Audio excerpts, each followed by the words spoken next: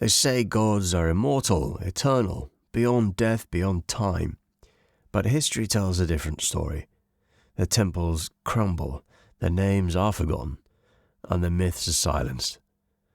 And when belief fades, even a god can die. If you too are immortal, eternal, and beyond death, check out Pantheon Apparel, our clothing brand inspired by myths, legends, and folklore. We ship worldwide and are rated excellent on Trustpilot. Link in the description. I too am mortal and am suffering with a cold at the moment, so apologies for the nasal sound. Right, off we go.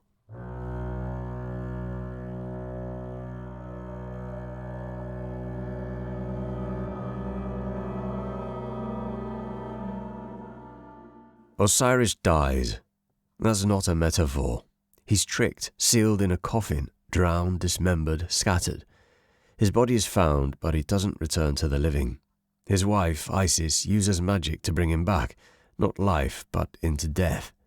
He becomes ruler of the underworld, a god who died and stayed dead. Worshipped, yes. Powerful, yes. But no longer among the living gods. In the Norse myths, Balder is light.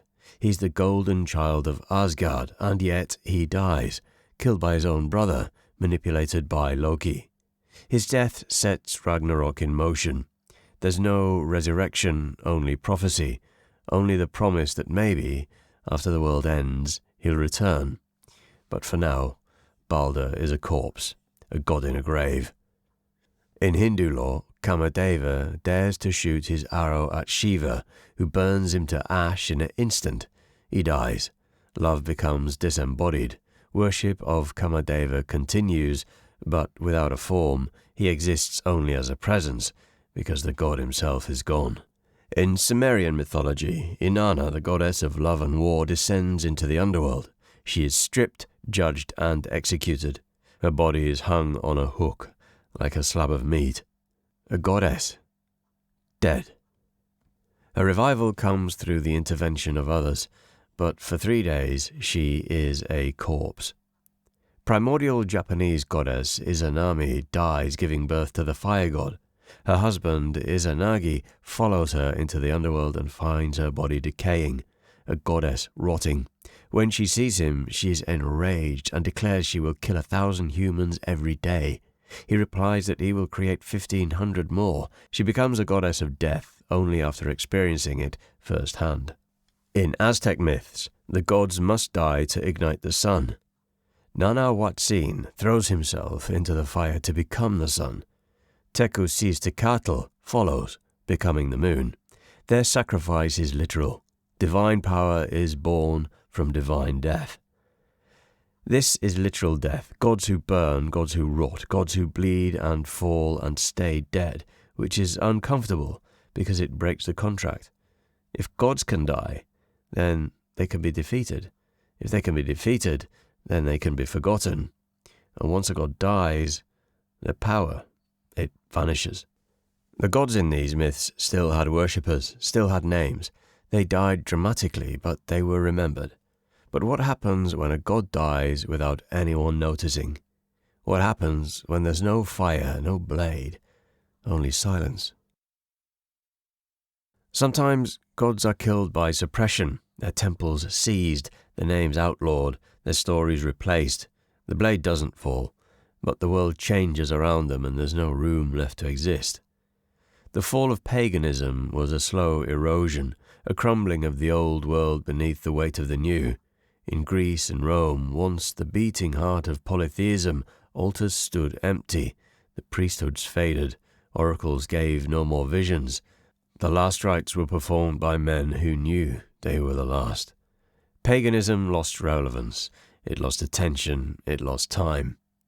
In cities, emperors converted, in councils, doctrines were signed, and with each new law, each banned ritual, the space for old gods grew smaller. The sacred fire of Vesta was extinguished, the Eleusinian mysteries were suppressed, the oracle of Delphi went silent. It happened in hundreds of moments, each one like a stone pulled from foundation until nothing stood. In the countryside, the fall came slower. People clung to the old ways. The gods who protected the crops, watched over births, heard the prayers spoken at night. But generation by generation, those names faded. Children grew up without knowing rituals. Texts were left untranslated. The old faith slipped away from memory until nothing remained but fragments, symbols without meanings, statues without voices. And when Christianity rose, it brought a new definition of truth. One God, one path, one truth. And everything else became false by default. The gods of the past were condemned. Baal, once lord of storms, became Beelzebub, lord of flies. Pan, the wild and joyous god of nature, was twisted into the devil himself, horned, hooved, laughing in the dark. Cernunnos, the horned god of the Celts, was buried so completely that only his image remains, silence carved in stone.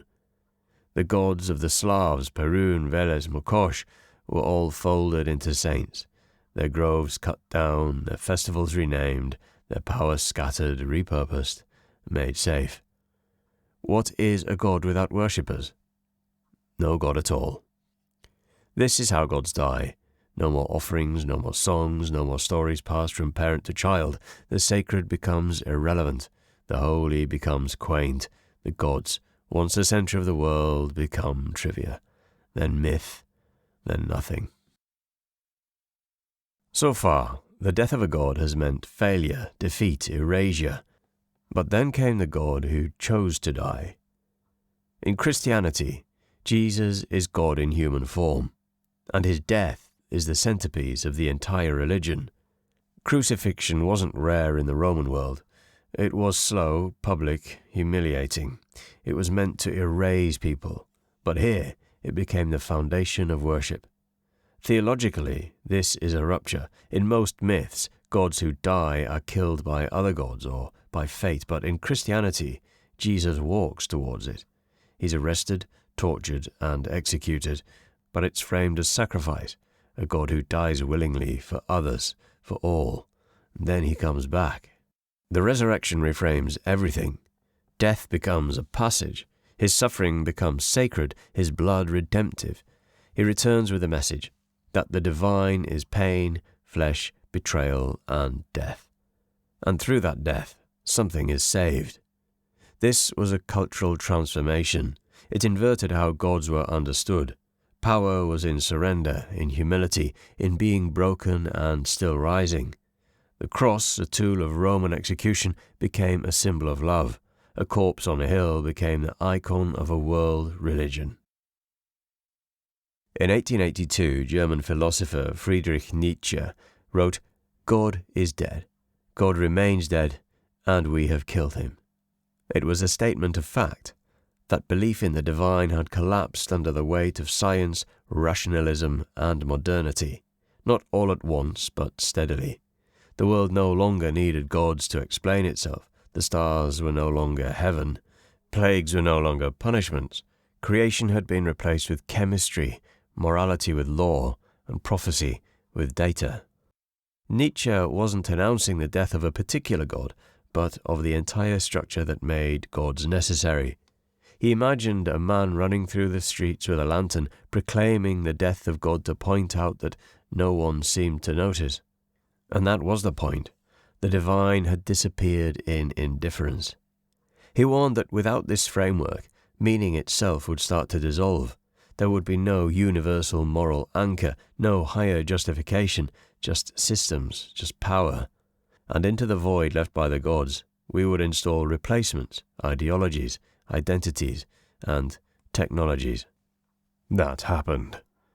In the 20th century, new belief systems took hold. Nations, parties, leaders, and revolutions replaced temples and commandments. They made promises, demanded loyalty, and people followed, sometimes to their deaths, not for gods, for flags, for visions of utopia. The gods are gone, and we've learned to live without them. That, in the end, may be the most complete death of all.